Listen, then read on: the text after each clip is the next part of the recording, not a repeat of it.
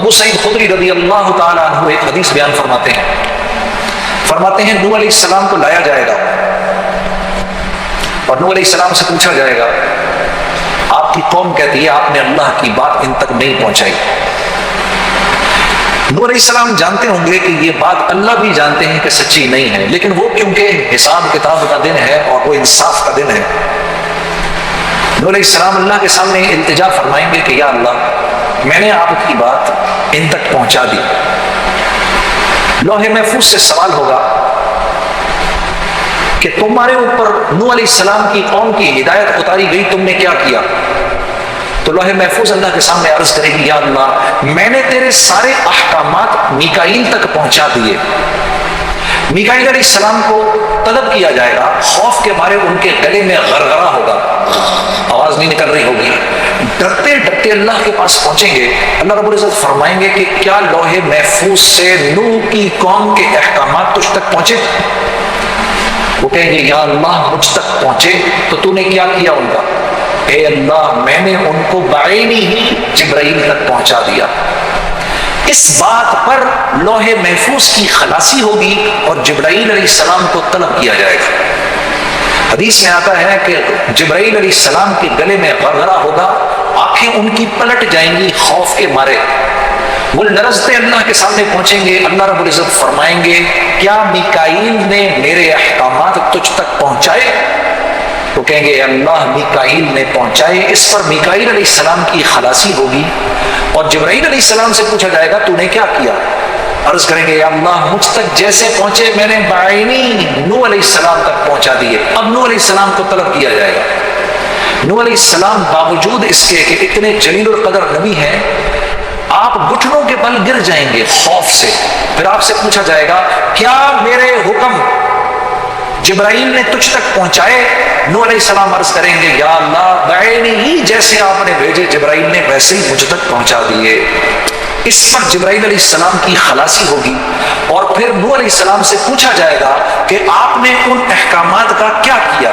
عرض کریں گے یا اللہ میں نے ان احکامات کو، پھر سورہ نوح کے اندر سارا بیان ہے یا اللہ کبھی آہستہ کبھی اونچا.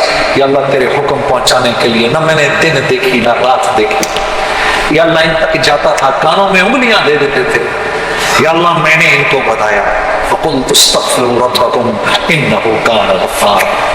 میں نے بولا ان کو يُرْسِلِ السَّمَاءَ عَلَيْكُمْ مِدْرَارًا وَيُمْدِدْكُمْ بِأَمْوَالٍ وَبَنِينَ وَيَجْعَلْ لَكُمْ جَنَّاتٍ وَيَجْعَلْ لَكُمْ أَنْهَارًا. یا اللہ میں نے ان کو بولا اللہ سے معافی مانگ لو، اللہ تمہیں معاف کر دے گا، تمہارے پر آسمان سے بارش برسائے گا، رزق برسائے گا، اللہ تجھے بیٹے دے گا، اللہ تمہیں مال دے گا، اللہ تمہارے کھیت کھلیان ہرے بھرے کر دے گا. اللہ کی قدر ویسی کرو جیسے اس کی قدر کرنے کا حق ہے. دیکھو اس نے زمین اور آسمان، چاند سورج ستارے کیسے بنائے، دیکھو اس نے نباتات کیسی اگائی، دیکھو اس نے دنیا میں چلنے کے راستے کیسے بنائے، اس کے نظام کو دیکھو. اللہ کو اللہ مان لو. یا اللہ یہ کرنے کے لیے نہ میں نے دن دیکھی نہ رات دیکھی. پورا نظام ہے، پورا واقعہ سنائیں گے اللہ کو، پوری کارگزاری سنائیں گے. تو اللہ رب العزت ان کی قوم سے پوچھیں گے میرے نبی نے یہ باتیں تم تک پہنچائیں؟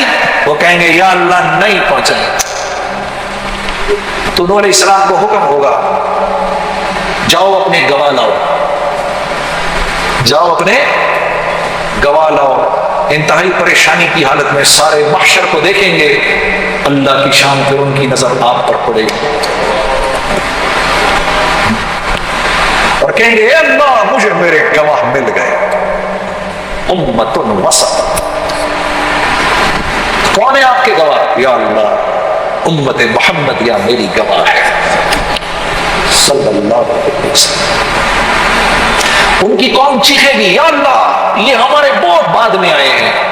اللہ ہم سے پوچھیں گے تم کس بنیاد پر گواہی دیتے ہو؟ تو ہم ایسے قرآن اٹھائیں گے، کہیں گے یا اللہ یہ تیرا کلام ہے اور سچا ہے، اس کی بنیاد پر ہم گواہی دیتے. تو نوح علیہ السلام کی خلاصی ہوگی.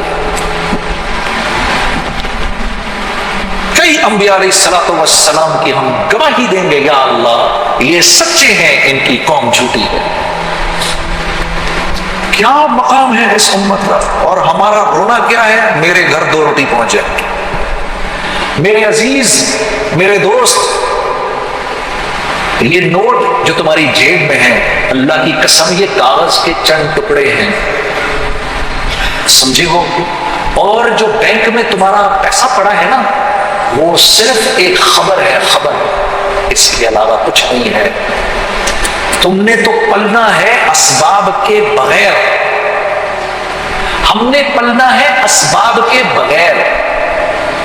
یہ نوٹ جو تمہارے گھر میں آ رہے ہیں، یہ تو تم نے لوگوں پہ خرچ کرنے ہیں، یہ اپنے پہ تھوڑی خرچ کرنے ہیں۔ مجھے تم پاگل سمجھ رہے ہو نا، تو سمجھو پاگل، لیکن جس نے میری بات کا یقین کرنا ہے، پھر وہ چلے گا، اس سے کام لیا جائے گا۔ تم باقی سارے مجھے پاگل سمجھو، لیکن میں تمہیں ایک حقیقت یہ بتا رہا ہوں کہ اللہ سے یہ مانگ، یا اللہ مجھے اسباب کے بغیر پال، مجھے نہیں پلنا اسباب سے۔ یہ سب کچھ جو تو مجھے دے رہا ہے، یہ میں تیرے بندوں پر خرچ کروں گا، ان کو دے دوں گا، تو مجھے ان کے بغیر پال۔ میں قسم کھا رہا ہوں تم اسباب کے بغیر پلو گے۔ یہ ممبر پر بیٹھ کر کہہ رہا ہوں میں، یہ روپیہ پیسہ تمہارے سامنے نہیں آئے گا، اللہ اس کو تمہارے سامنے ہیچ کر دے گا۔ جس چیز کا یقین دل سے نکلے گا، وہی اللہ تمہارے قدموں میں ڈال کے تمہارے پیروں کا غلام بنا دے گا اس کو۔ ہم تو وہ ہیں، اب کوئی نبی تو آنا نہیں، یہ آئے گا۔ ہاں، یہ ظاہر سی بات ہے، ہم ایسے، ہمارے وزراء بھی ایسے۔ آپ کے بڑے ہمیں بتاتے ہیں بینک میں $16 بلین ہے، ذرا اٹھاؤ۔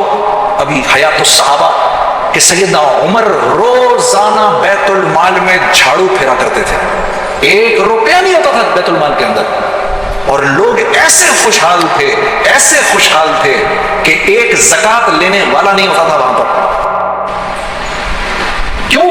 وہ سب جانتے تھے ہم چیزوں سے نہیں پلتے، ہم روپے سے نہیں پلتے۔ حاجی عبدالوہاب کے کتنے بیان سن چکے ہیں ہم، یہ یقین ایک پر نہیں، میں نے اس آدمی کے علاوہ یہ بات کسی سے سنی نہیں کبھی تھی۔ تو اللہ اس کو پال رہا ہے اسی طریقے سے۔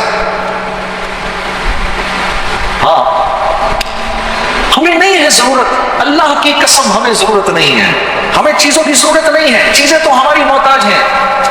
میں پیسے کے لیے پیدا کیا گیا ہوں یا پیسہ میرے لیے پیدا کیا گیا ہے؟ یہ گاڑی میرے لیے بنی ہے یا میں گاڑی کے لیے ہوں؟